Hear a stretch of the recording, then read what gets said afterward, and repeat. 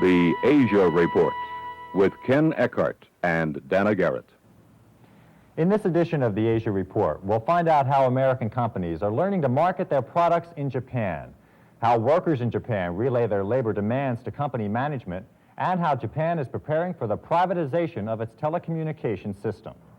Also, Dr. John Major explains the implications of China's apparent move toward private enterprise. And in his commentary, Stanley Carnow talks about the continuing Vietnamese-Cambodian conflict. But first, we turn to South Korea. The last time the Summer Olympics traveled to the Far East was in 1964, when the world focused its attention on Tokyo. Those games helped spotlight Japan's growing importance in the world community. In 1988, the Games will again be in Asia, and as Hope Robertson reports, the expectations in South Korea are running high.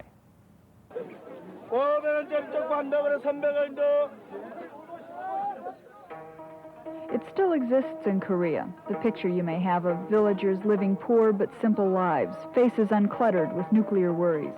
The nearly laughable but innocent combinations of traditional styles mixed with crass imported technology. The picture of people living in Seoul, a city of about 9 million, and yet in some ways it's still just a small town. But don't mistake simplicity for simple-mindedness. Though these sales may be small, many here brag to us about Korea's gross national product, 4 times bigger than a decade ago. And when we asked 12-year-old Choi Dong-uk about the 1988 Olympics, he said he hopes it will bring profits. You see, this too is Korea. Shopkeepers, business people, office and factory workers. Home of Hyundai's cars that may take over in the United States where Japan left off. Korea is growing rapidly into shoes which are still just a bit too big. Our aspiration is to have a decent country to live in, a decent country to show to the world. By 1988, I don't think we will have achieved that. And yet, with the Asian Games of 1986 and the Olympics 2 years later, Koreans like Lee Young-ho hope to show the world a new Korea. If there's any question about whether or not Korea is ready to host an international event like the 1988 Olympics, it isn't a question of physical readiness. Most of what's needed for 1988 will be ready by 1986 for the Asian Games. In fact, construction of this Olympic stadium began in 1977, 4 years before Korea ever received Olympic approval.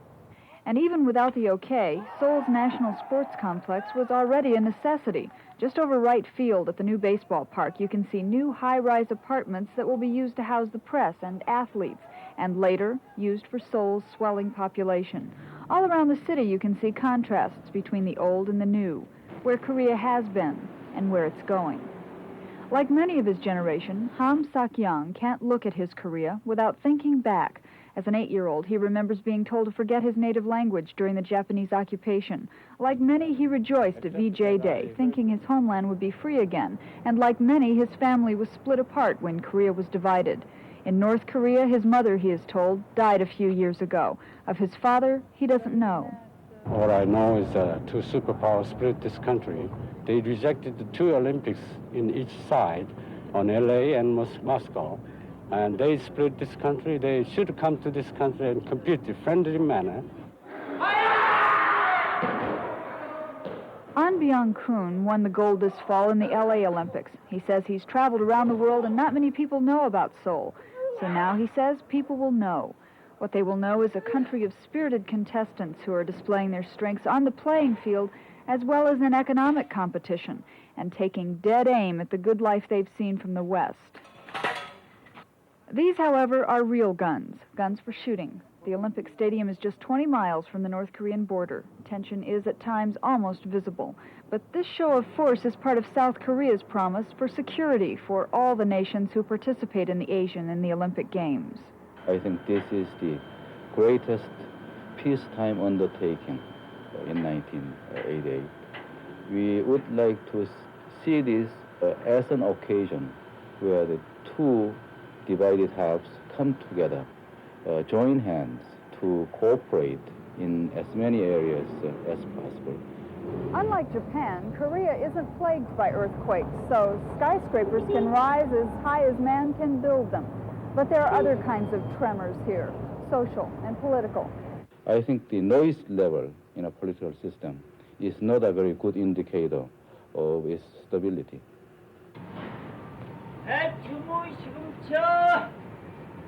77-year-old Chun Young-kun looked up when we asked her about the Olympics, but she never stopped working.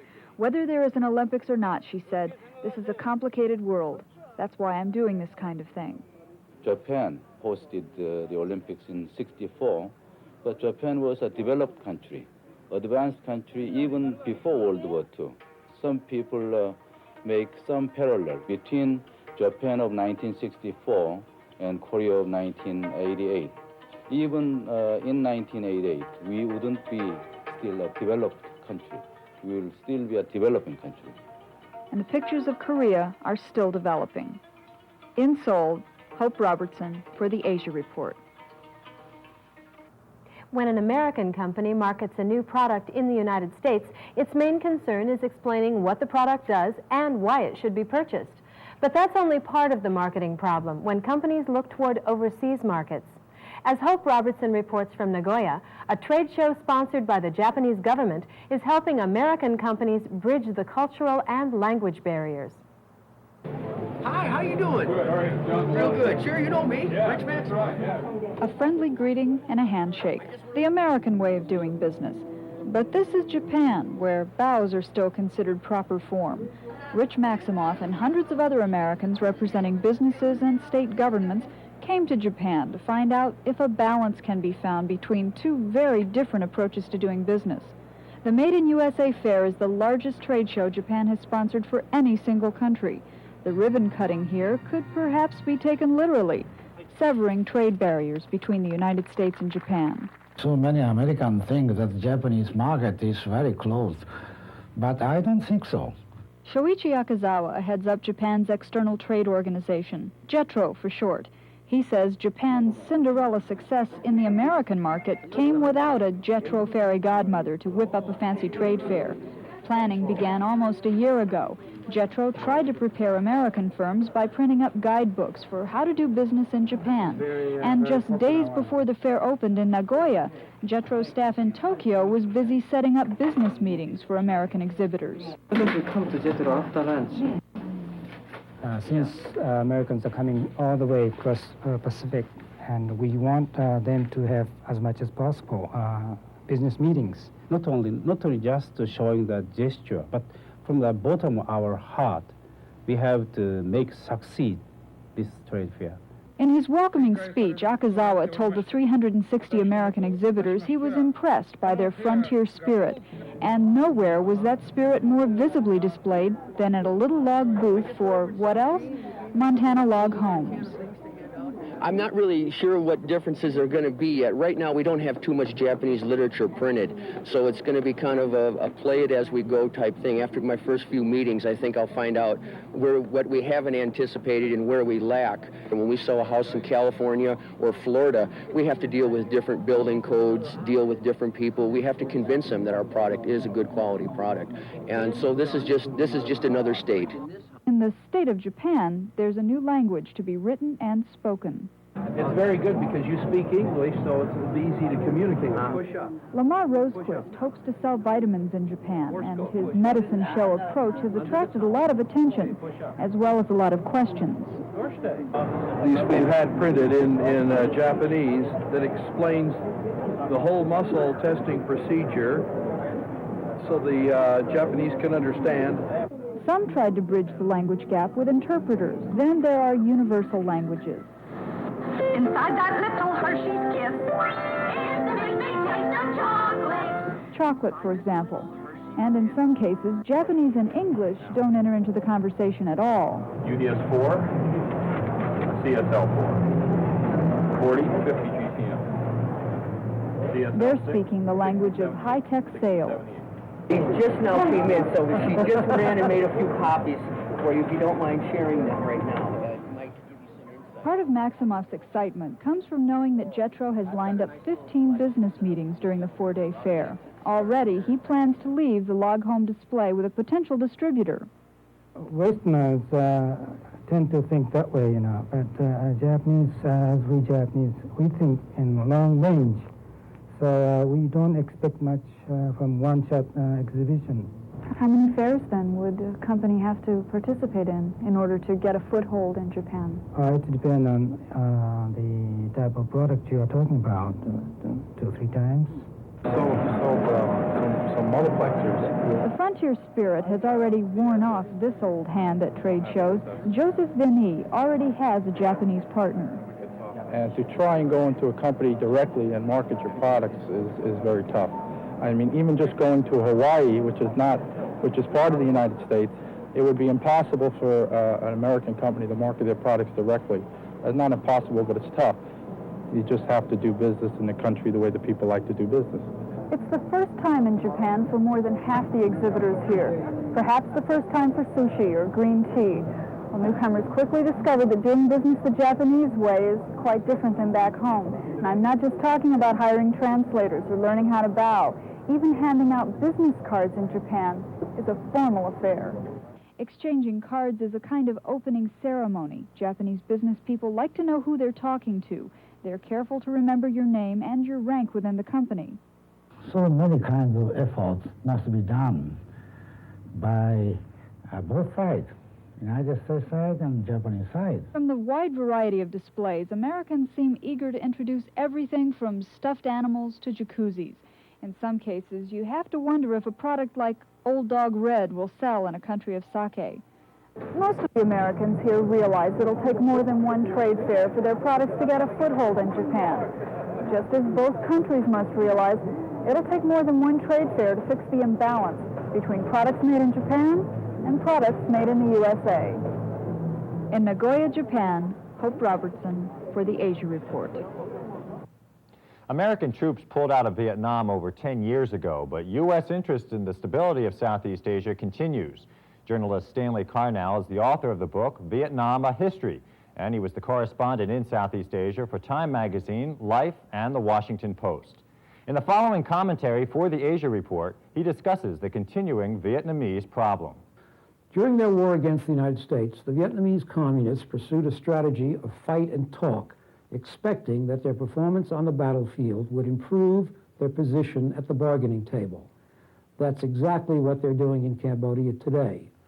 They are engaged in a massive offensive against their Cambodian enemies, a coalition composed of Prince Sihanouk's followers, units headed by Son Sann, a conservative figure, and the Khmer Rouge, the communists who formerly ruled Cambodia.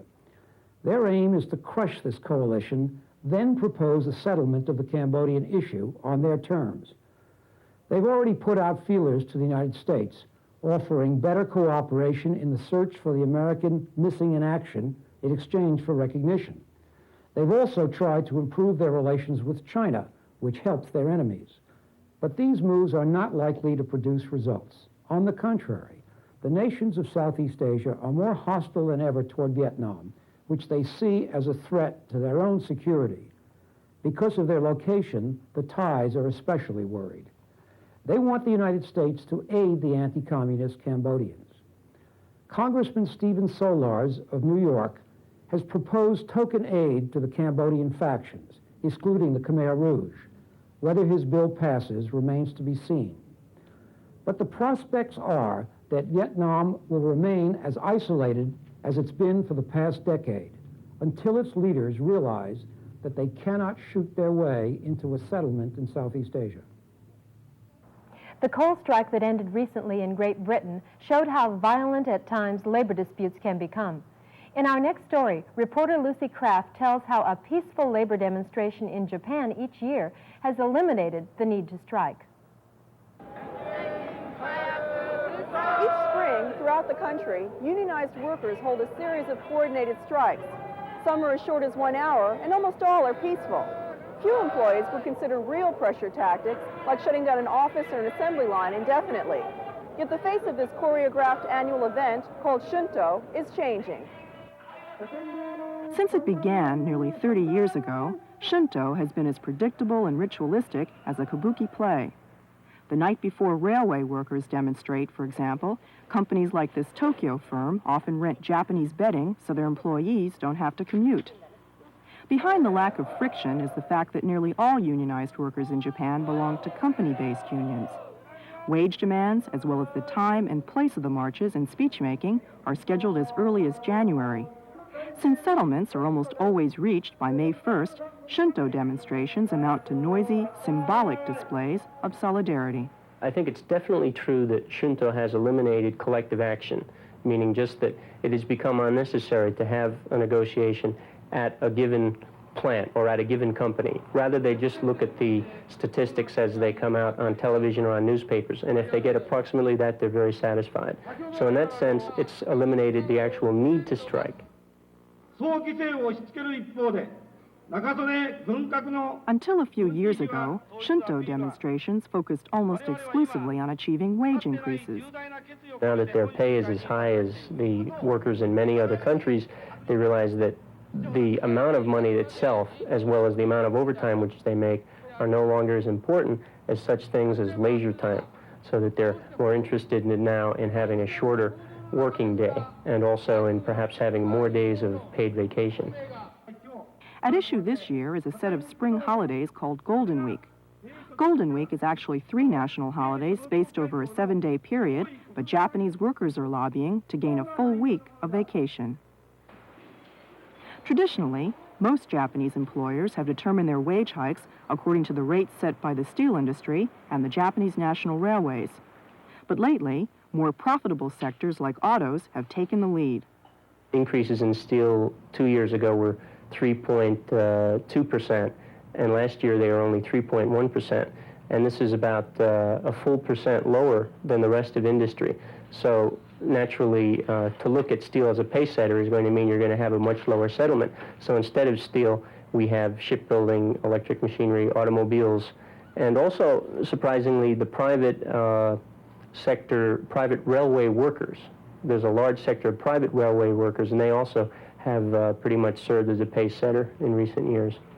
Shinto has ensured smooth labor negotiations each year, but workers are starting to question whether it has always served their best interests. While wage hikes, which average about 4% a year, have kept pace with inflation, unusually high prices for basics like housing have kept the Japanese standard of living below that of the West. And workers are also challenging the wisdom of going to the bargaining table every year instead of concluding multi-year agreements. As Japan continues to enjoy prosperity as the world's second-largest economic power, labor demands for more realistic Shinto agreements are likely to increase. Lucy Kraft in Tokyo for the Asia Report. John Major is the director of the National China Council of the Asia Society. Ken Eckhart talks with him about the economic changes going on in China and how they could attract foreign investment. We seem to be hearing more and more that China is becoming capitalistic. Is this the case? Well, the easy answer to that is no, that there are some moves toward private enterprise and private control of production and distribution of goods. But I think a simple way to think of it is this, that if the Chinese economic system were transferred to the United States right now, we would have no doubt that we were going socialist. So I think it's a little bit premature to talk about them going capitalist.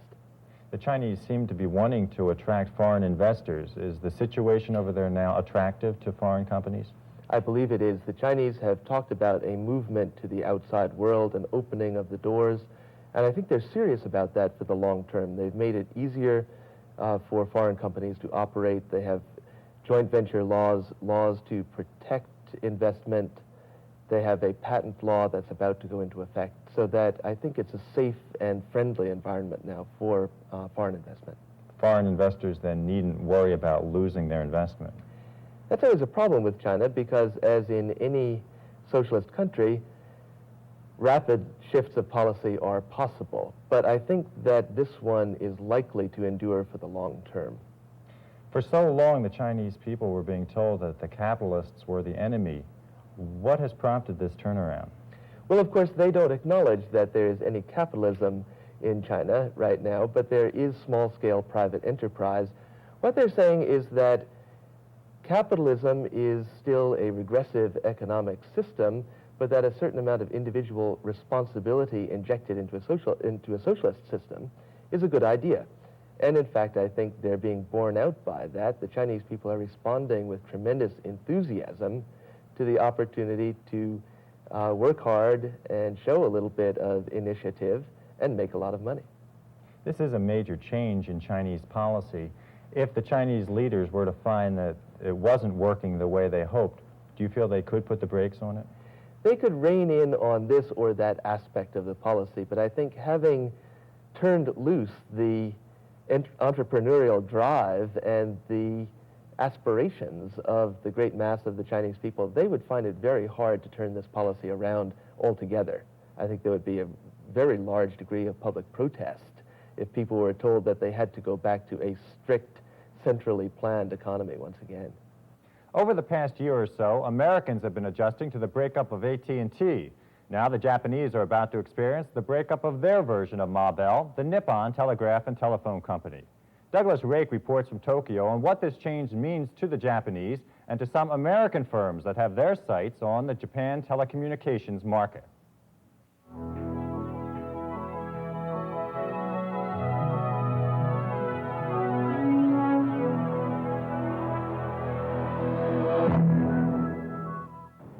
Nippon Telegraph and Telephone, Japan's government-owned communications company, has always been the sole source of domestic telephone service here.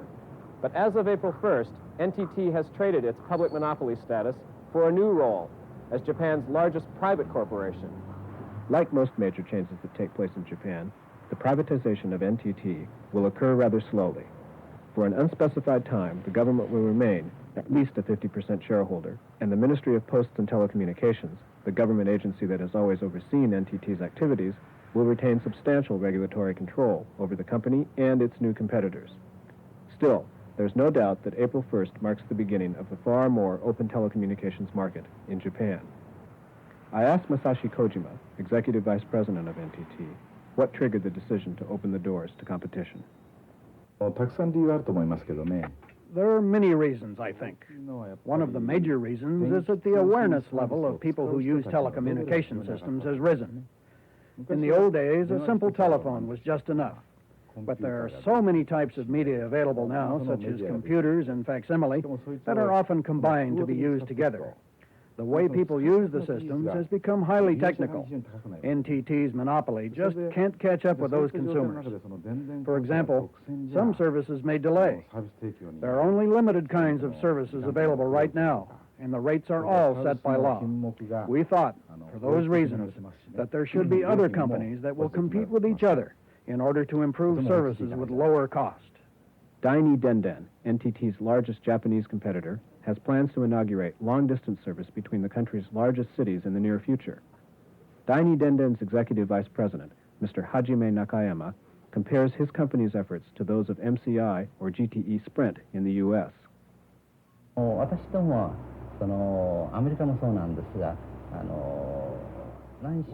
Daini Denden, are looking for the best quality equipment at the most reasonable price. It does not matter whether it is made in Japan or a foreign country, including the U.S. We just would want to buy the best at the most economical price. Telecommunications field is one area where American companies do have some clear advantages in both price and level of technology of their products and services. So if this is the case, and if the Japanese companies want to buy American, why all the skepticism that has been expressed so loudly in recent weeks in Congress and on the part of members of U.S. trade delegations to Japan? We certainly believe, without exception, I think, that Prime Minister Nakasone is sincere in his concern that this sort of issue should be addressed fairly and in the best interests of both countries, and yes, that there should be a, quote, market opening. There is great concern that at the levels of the bureaucracy and that within the middle management, particularly of MPT, the Ministry of Posts and Telecommunications, that the message may not have got down in the ranks at all. What are the market opportunities here for American telecommunications firms? There are two types of opportunities. There are hardware opportunities that will come about as the Denden Kosha, the Nippon Telephone and Telegraph monopoly, is how should we say, broken up or becomes less strong. And there'll be opportunities for both Japanese companies and American companies to sell equipment into the market that the structure previously prohibited. So one side is the equipment side, and there'll be opportunities in that area. And the second area is really the services side, which is what most of the current discussions of the U.S. negotiators have centered around. The provision of what we in the United States call value-added services. And in that area, I think it's more difficult to say. There will be opportunities, but exactly who will be successful, it's very unclear, and probably most of the opportunities that will come initially will be through alliances with Japanese companies. Why is that? Have 100 million people, all their industry, all their technology in an incredibly small space.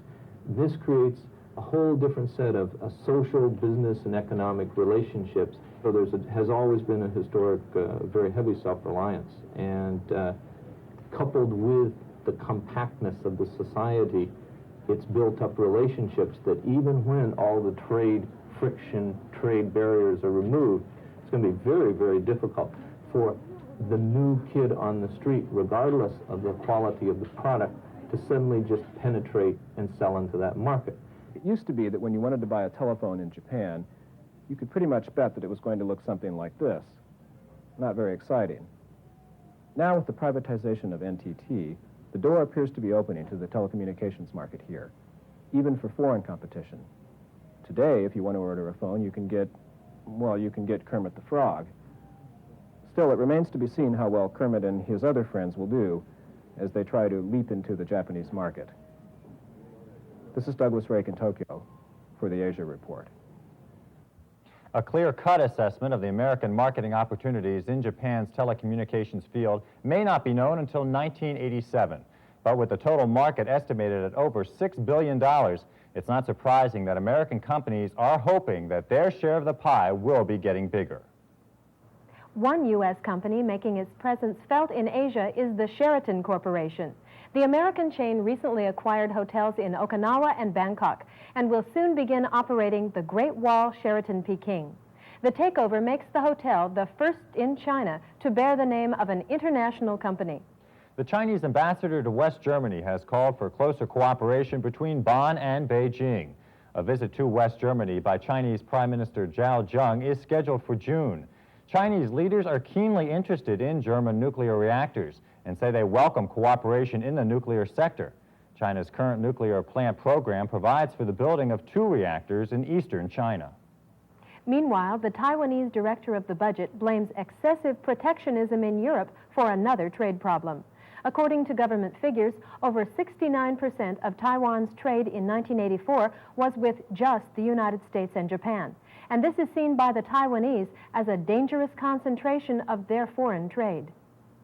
I'm Ken Eckhart along with Dana Garrett. For news and information about the Asian Pacific Rim and its relationship to the United States, join us each week for the Asia Report.